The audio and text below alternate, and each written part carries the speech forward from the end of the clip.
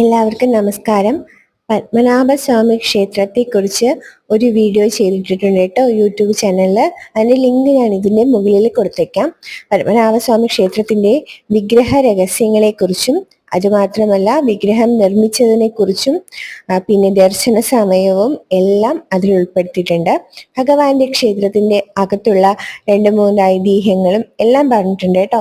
അപ്പോൾ ഏതൊരു ക്ഷേത്രത്തിൽ നമ്മൾ ദർശനം നടത്താൻ പോകുമ്പോഴും ആ ക്ഷേത്രത്തിന്റെ ചരിത്രവും ഐതിഹ്യവും എല്ലാം അറിഞ്ഞിട്ട് പോകുന്നതാണ് കുറച്ചുകൂടി നല്ലതെന്ന് എനിക്ക് തോന്നുന്നു. കാരണം എന്ന് വെച്ചാൽ നമുക്ക് ആ ഒരു അമ്പലത്തെ കുറിച്ച് കൂടുതൽ അറിയാനും കഴിയും. അത് മാത്രമല്ല ആ ഭഗവാന്റെ പ്രത്യേകതകളും അറിയാൻ കഴിയും. ഒരു ദർശനം നടത്തുമ്പോൾ അത് വല്ലാത്തൊരു സന്തോഷവും മനസ്സമാധാനവും ഒക്കെ നൽകുന്നതാണ്.